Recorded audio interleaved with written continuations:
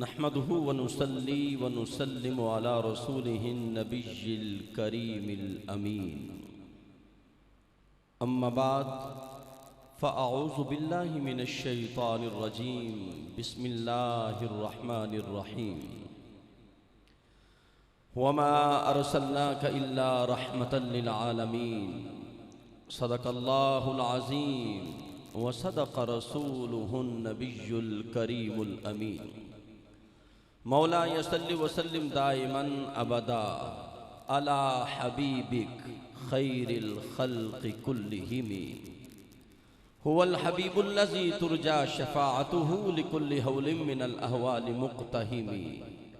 या rabbi bill Mustafa बल्लिग़ मक़ासिदना वग़फ़िर लना मा मदा या वासिअल करमी। बलग़ल उला बिकमालिही कशफ़त दुजा बिजमालिही हसनत जमीउ ख़िसालिही। सल्लू अलैहि व आलिही। अस्सलातु वस्सलामु अलैका या सय्यदी या रसूल अल्लाह व अला आलिका व अस्हाबिका या सय्यदी या हबीब अल्लाह। अल्फाज तेरी हुब के करीने से बने हैं, अल्फाज तेरी हुब के करीने से बने हैं। अनवार तेरे नूरी सफीने से बने हैं। अल्फाज तेरी हुब के करीने से बने हैं।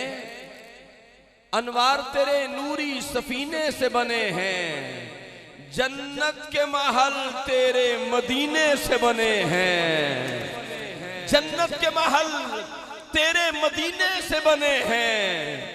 और सुनते हैं नबी तेरे पसीने से बने हैं। जन्नत के महल तेरे मदीने से बने हैं। सुनते हैं नबी तेरे पसीने से बने हैं। जब तेरे पसीने की ये बरकत है आका, क्या बताऊं तेरे खून की क्या बात है आका। आ जाओ रहमतों के खजीने के सामने कि फैले हैं सबके हाथ मदीने के सामने। किसके हाथ फैले हैं आका की बारगाह में? जरा हाथ फैला के कहिए ना सुभान अल्लाह। आ जाओ रहमतों के खजीने के सामने।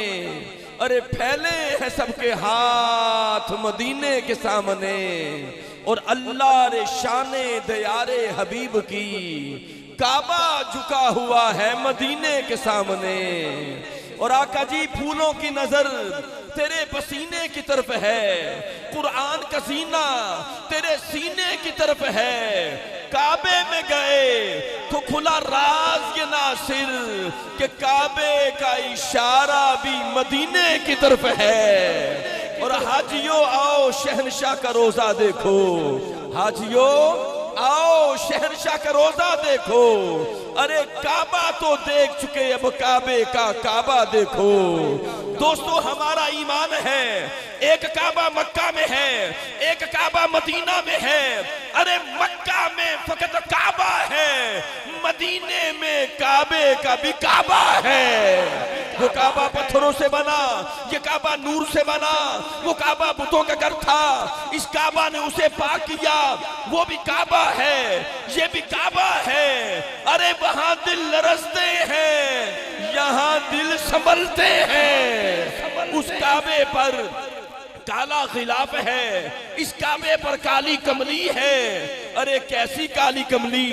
तवज्जो से ये हदीस मुस्तफा सुनिएगा।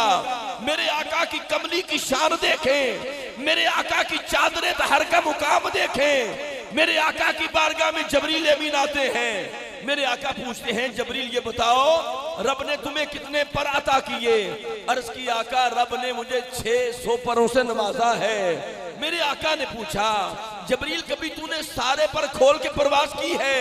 जबरील अमीन ने अर्ज की आका सिर्फ एक पर खोलता हूँ, सिदरा पे होता हूँ। आंख झपकने से पहले मैं सिदरा से चलकर इस जमीन पे आ जाता हूँ। आका ने फरमाया कभी सारे पर नहीं खोले। अर्ज की आका कैसे खोलूं? मेरी परवाज की ताकत रफ्तार ऐसी है, सिर्फ एक पर खोलता हूँ, सिदरा पे होता हूँ। यूसुफ अलैहिस्सलाम को उनके भाइयों ने कुएं में फेंक दिया। रब ने हुक्म दिया, ए जबरील दौड़ के जाओ, यूसुफ अलैहिस्सलाम को फेंक दिया गया है। इससे पहले कि वो कुएं के मुडेर में जाए, उसे अपने पोरों पे उठा लो। अर्ज की आका सिदरा पे था, हुक्म मिला, जबरील अमीन कहते हैं मैं जल्दी से अल्लाह के पैगंबर यूसुफ अलैहिस्सलाम के कदमों में आके अपने पोरों पे उठा लिया। अर्ज की आका इसके आगे मैं जा नहीं सकता। तवज्जो से ये बात सुनिएगा, मेरे आका ने कहा जबरील मैं तेरी परवाज की हद देखना चाहता हूँ, तू सारे पर खोल के परवाज कर।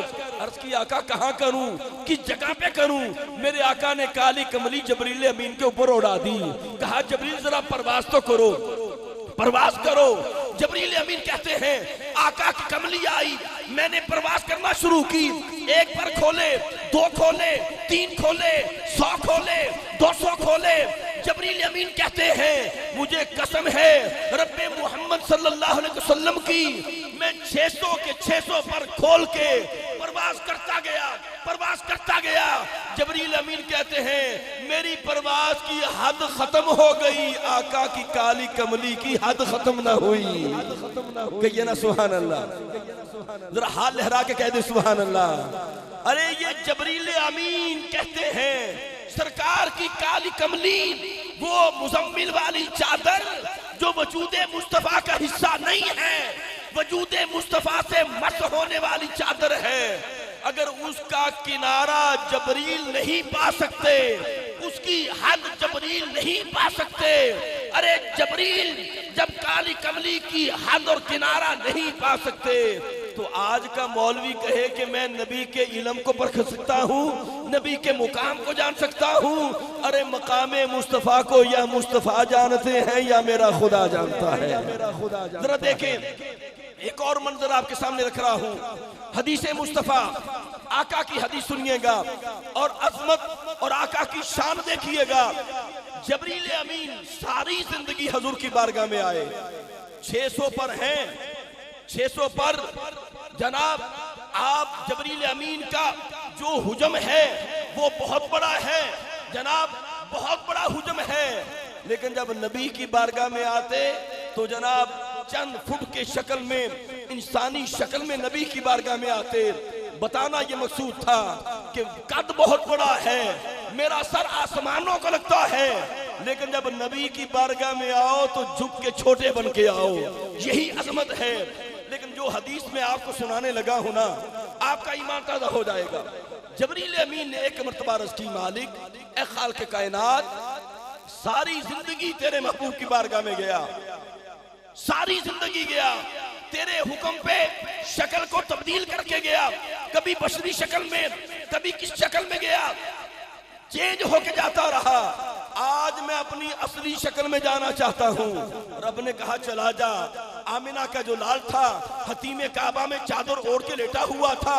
जबरील ने इजाजत मांगी कि मैं असली शक्ल में जाना चाहता हूँ। कहा चला जा। उधर हबीब से कहा कि प्यारे हबीब, जबरील असली शक्ल में आ रहा है। जबरील अमीन चले, कोहे सफा की पहाड़ी पे खड़े हो गए। रब ने कहा जबरील आगे जा। करीम आका को कहा जबरील ए हबीब, जबरील असली शक्ल में आ रहा है, जरा तू भी अपने नूर का एक हल्का सा पर्दा उतार दे। मेरे आका ने जो कमली उतारी, जबरील कहते हैं मैं कोहे सफा की पहाड़ी पे खड़ा रहा, ऐसा नूर मेरी आंखों में पड़ा कि मैं आगे नहीं बढ़ सकता था। रब ने कहा जबरील आगे क्यों नहीं जाता? अर्ज की आका मेरे अंदर पावर नहीं है। तेरे हबीब ने एक हल्का सा बाल के बराबर अपनी हकीकत को आश्कार किया है, तो मैं आगे नहीं बढ़ सकता। आप अंदाजा करें, हकीकत मुस्तफ़ा को तो जबरील अमीन भी बर्दाश्त नहीं कर सकते। हकीकत मुस्तफ़ा क्या है ये मेरा खुदा जानता है, ये खुद मुस्तफ़ा जानते हैं। आका के वजूद के साथ लगने वाली चादर का किनारा कोई नहीं। आका के वजूद के साथ लगने वाली मट्टी वो अर्शे मुअल्ला से अफजल है। तमाम मकात में फिक्र कहते हैं कि वजूद मुस्तफ़ा के बोसे लेने वाली मट्टी अर्शे मुअल्ला से अफजल है, अर्शे मुअल्ला से अफजल है। आप अंदाजा करें, अगर मट्टी का ये मुकाम है तो मेरे आका की अपनी अजमत का हाल क्या होगा। सामिन मोहतरम, मैं अर्ज कर रहा था कि हमारा ईमान है, एक काबा मक्का में एक काबा मदीना में। अरे मक्का में फकत काबा है, मदीने में काबे का काबा है। वो काबा पत्थरों से बना, ये काबा नूर से बना। अरे सारी दुनिया काबे का तवाफ करती है, मगर काबा मेरे मुस्तफ़ा का तवाफ करता है। सामिन मोहतरम, अल्हम्दुलिल्लाह हर साल की तरह इमसाल भी गुजरावाला की सरजमीन बागबानपुरा जामे मस्जिद हनफिया अल मारूफ शाह साहिब वाली मस्जिद, अल्हम्दुलिल्लाह हर साल की तरह इमसाल भी जनाब किबला पैकर मोहब्बत पैकर शफकत खादमे औलिया वल उलमा असीर मदीना जनाब किबला हाजी मोहम्मद आबद शेख साहिब और इंतहाई मोहतरम व मुकर्रम शेर अहले सुन्नत पैकर मोहब्बत पैकर शफकत फ़रोग़ इश्क़ रसूल के लिए जिन्होंने सारी ज़िंदगी हजूर के ज़िक्र की नौकरी की है, जनाब किबला खालिद अजीज़ शेख साहिब और इंतहाई इज़्ज़त व तकरीम के लायक खादमे अहले सुन्नत खादमे औलिया वल उलमा जनाब मोहम्मद आज़म बट साहिब। ये तीनों अहबाब जो हैं आका के ग़ुलाम, और इन तीनों अहबाब के तीनों शहजादे जनाब साहबजादा मोहम्मद आमिर आबिद शेख साहिब, जनाब साहबजादा मोहम्मद आमिर उमर खालिद शेख साहिब, जनाब साहबजादा सिकंदर आजम बट साहिब अल्लाह जल्ल मजदहू, ये जो सरकार की नौकरी है, किबला हाफिज साहब हैं, किबला खालिद अजीज साहब हैं, किबला बट साहब हैं, अल्लाह करे नस्ल दर नस्ल इनकी नस्लों में ये नौकरी रहे। अल्हम्दुलिल्लाह किबला हाजी मोहम्मद आबिद शेख साहब, किबला खालिद अजीज शेख साहब, मोहम्मद आजम बट साहब, इनके बड़े महबूब दोस्त, मेरे मोहसन, मेरे मुशफ़क़, मेरे बुजुर्ग, मेरे कई मरतबा के मदीना पाक के साथी, जो इनके हमेशा शाना बशाना रहते, सारी जिंदगी उन्होंने भी हजूर के जिक्र की नौकरी की। आशिक़ रसूल आशिक़ मदीना जनाब किबला हाफिज अब्दुल सत्तार शेख साहिब आज इनमें नहीं है, गालिबन 9-10 महीने हो गए, उनका विसाले पाक भी हो गया है। अल्लाह पाक उनकी कब्र पर करोड़ रहमतों का नज़ूल फरमाए। किबला हाफिज अब्दुल सत्तार शेख साहब के लिए एक मरतबा जरा हाथ उठाए ना, हाथ उठाए नबी के गुलाम के लिए, आप हाथ उठा के दुआ कर दें रब्बे कायनात जनाब किबला हाफिज अब्दुल सत्तार शेख साहब को जन्नतुल फिरदौस में आला मुकाम अता फरमाए, अल्लाह उसके दर्जात को बुलंद करे। बहुत शुक्रिया, अल्लाह आपको जज़ा दे, अल्लाह आपको बरकतें अता फरमाए।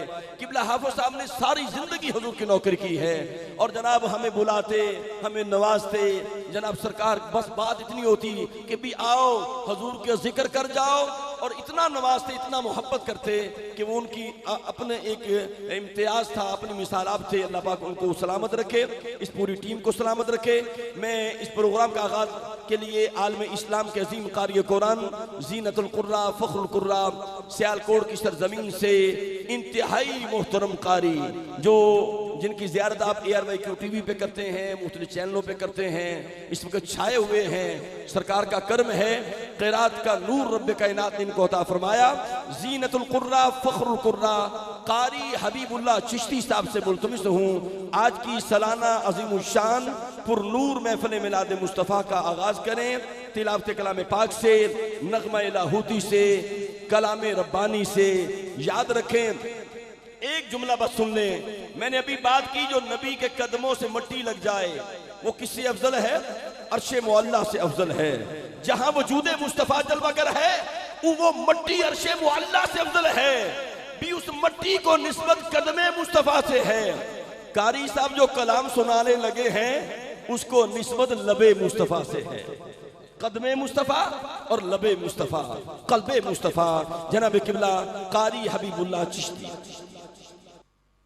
अऊज़ु बिल्लाहि मिनश शैतानिर रजीम,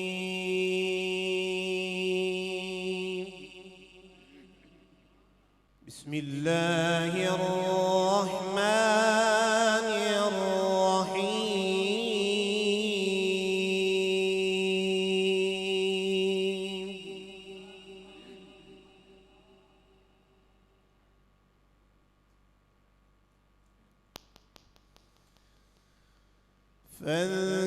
فاذكروني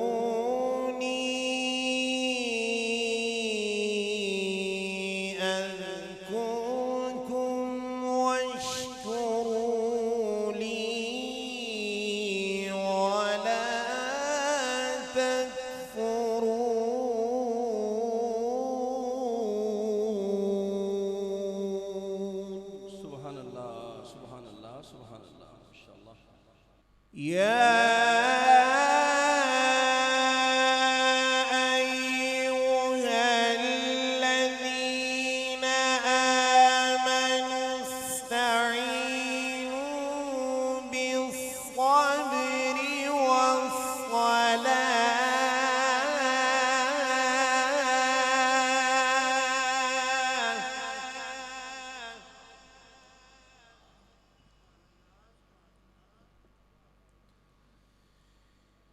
إن الله مع الصابرين.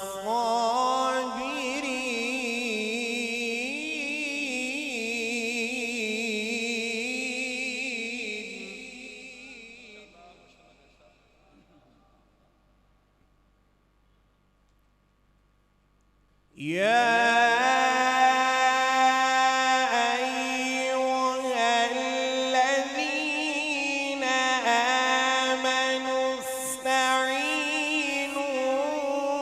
الصبر والصلاة إن الله مع الصابرين.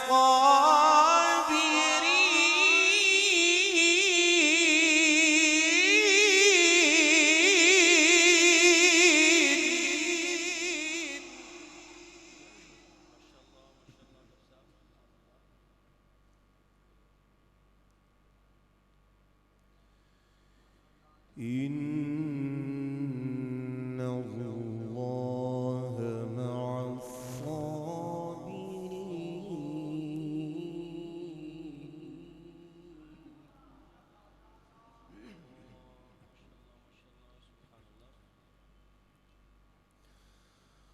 ولا تقولوا لمن يقتل في سبيل الله أموات بل أحياء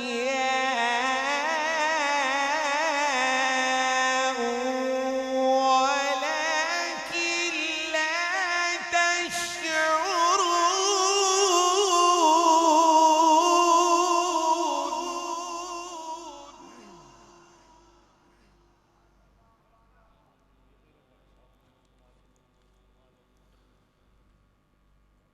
بل أحياء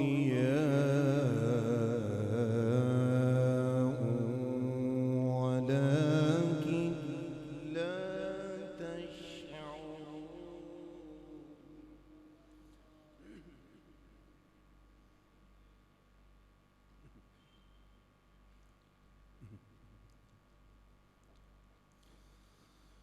ولنبلونكم بشيء من الخوف والجوع ونقص من الأموال والأنفس والثمرات وبشر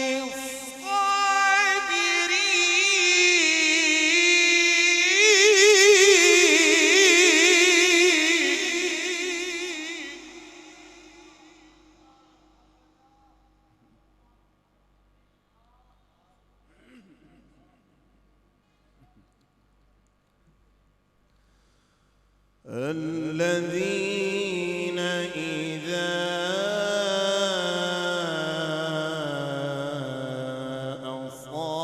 أصابتهم مصيبة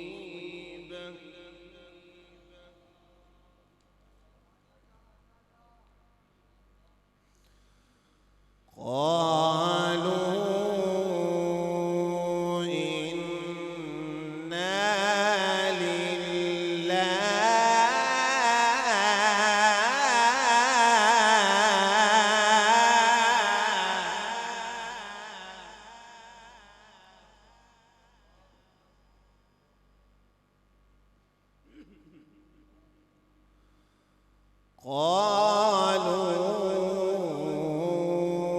إنا لله وإنا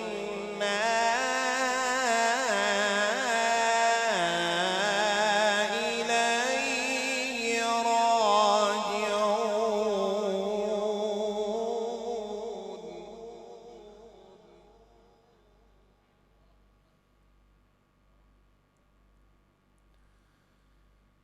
بسم الله الرحمن الرحيم.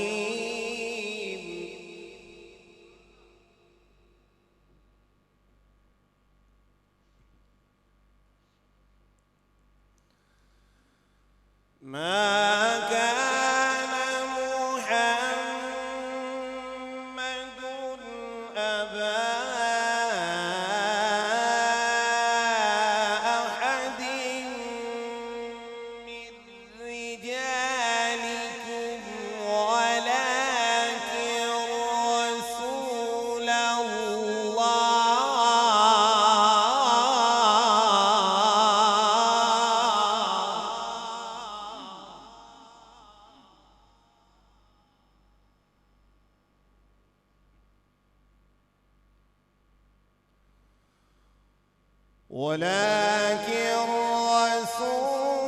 الله وخاتم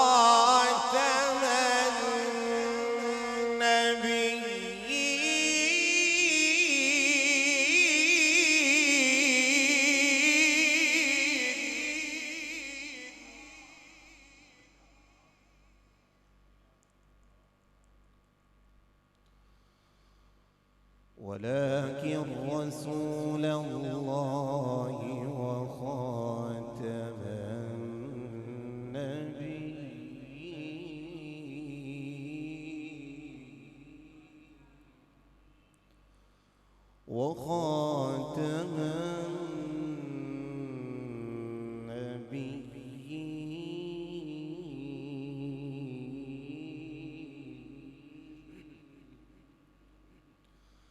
وكان الله بكل شيء عليما.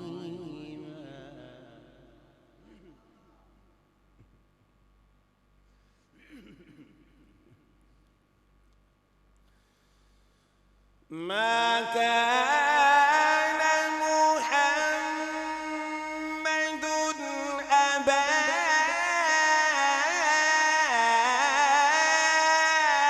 أحد من رجالكم ولكن رسول الله وخاتم النبيين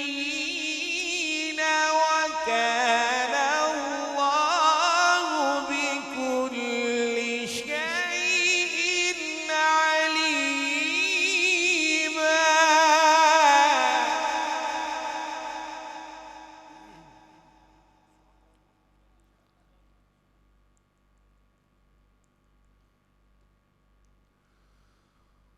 وكان الله بكل شيء عليما.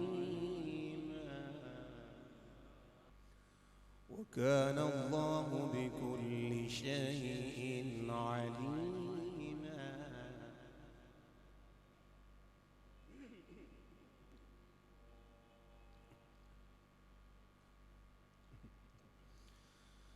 ما كان محمد أبا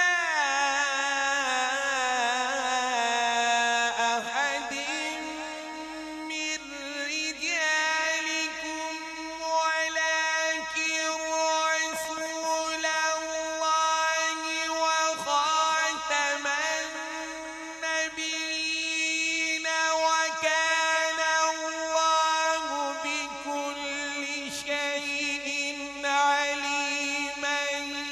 يا أيها الذين آمنوا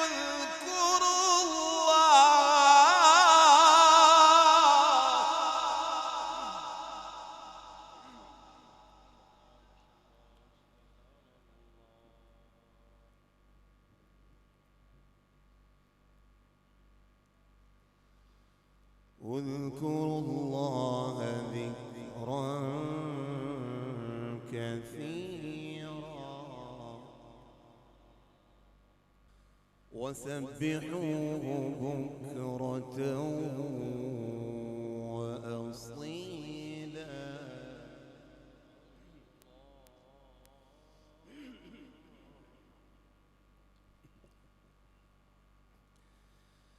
ما كان محمد أبا أحد من رجالكم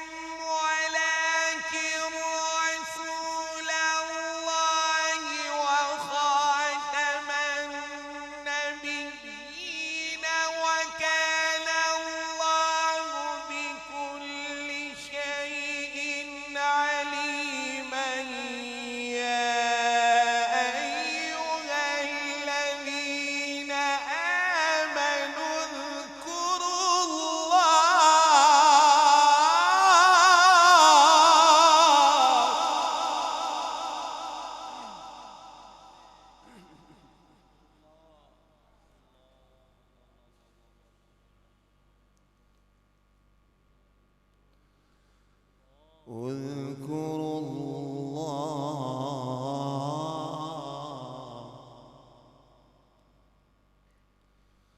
اذكروا الله ذكرا كثيرا وسبحوه بكرة وأصيلا.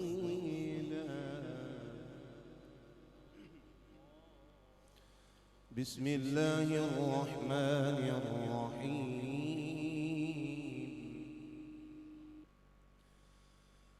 رب المشرقين ورب المغربين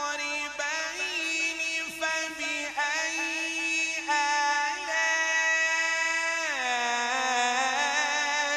ربكما تكذبان مرج البحرين يلتقيان بينهما برزخ لا يبغيان.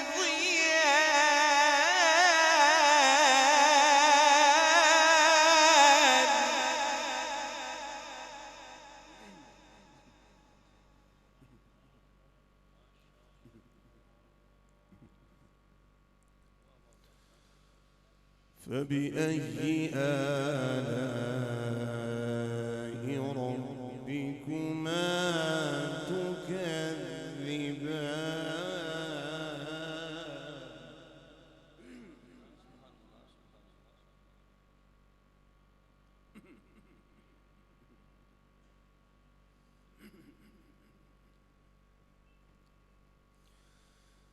مرج البحرين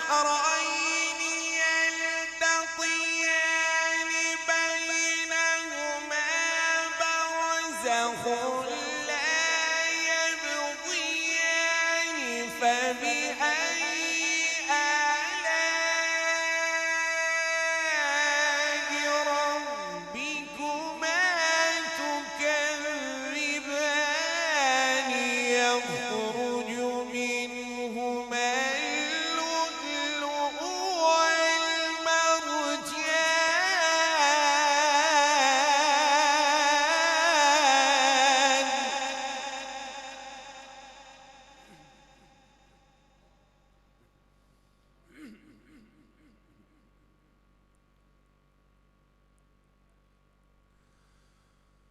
فبأي آلاء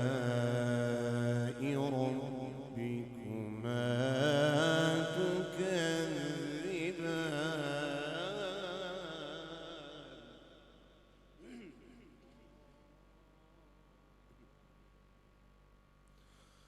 وله الجوار المنشآت في البحر كالأعلام. وله الجوار المنشآت في البحر كالأعلام. فبأي آلاء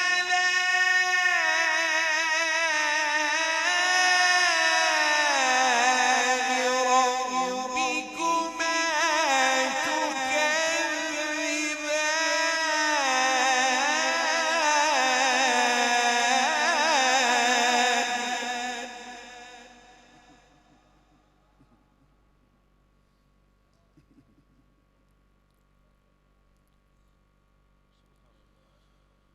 كل من عليها فان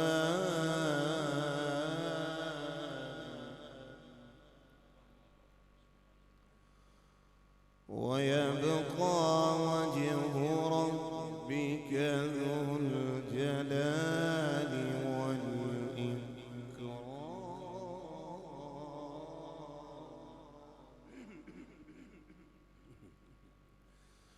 فبأي آلاء ربكما تكذبان.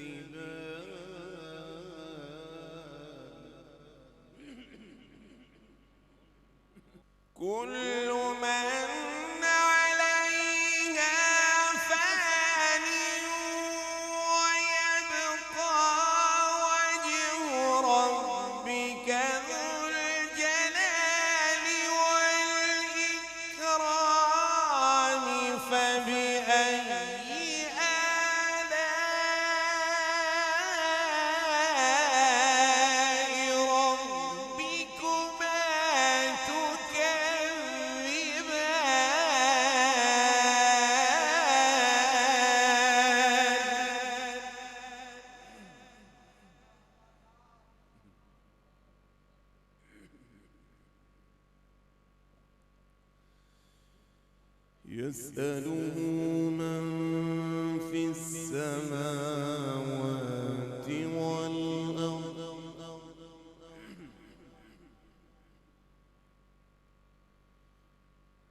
كل يوم هو في شأن فبأي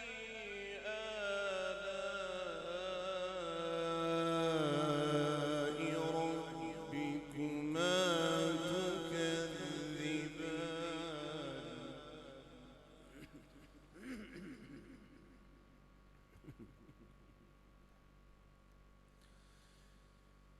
فبأي آلاء ربكما تكذبان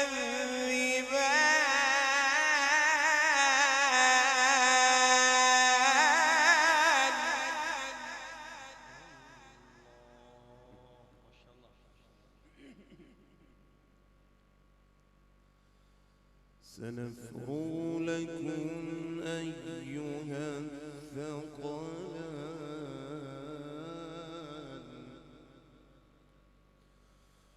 فبأي آلاء ربكما تكذبان بسم الله الرحمن الرحيم قل هو الله أحد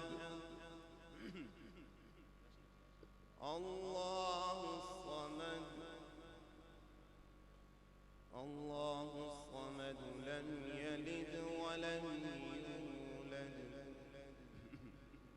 ولم يكن له كفوا أحد بسم الله الرحمن الرحيم الحمد لله رب العالمين الرحمن الرحيم مالك يوم الدين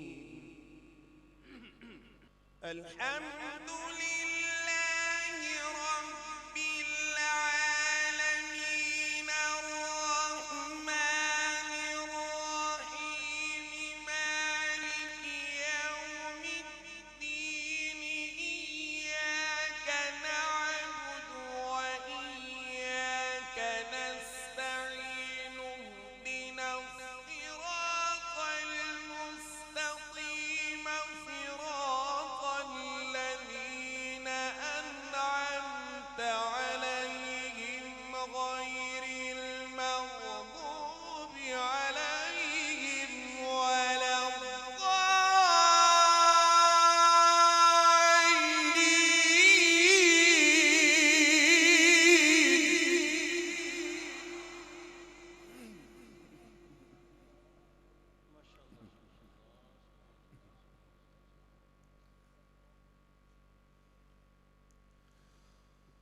اهدنا الصراط المستقيم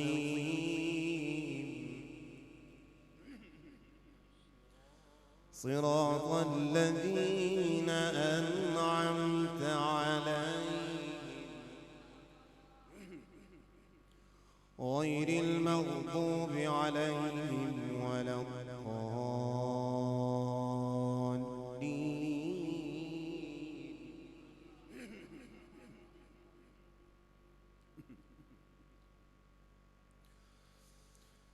بسم الله الرحمن الرحيم ألف لام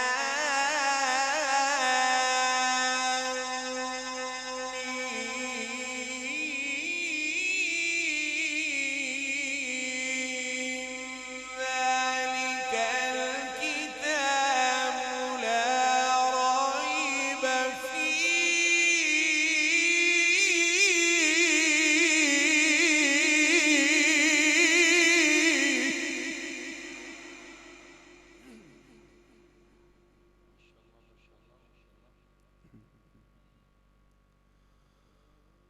هدى للمتقين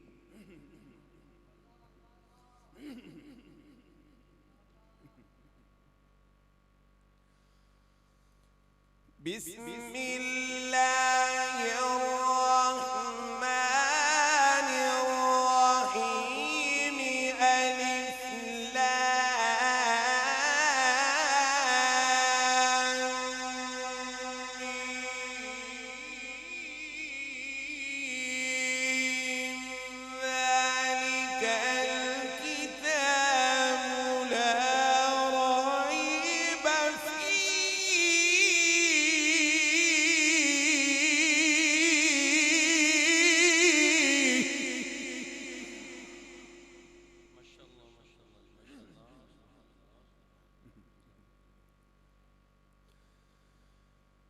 ذلك الكتاب لا ريب فيه هدى للمتقين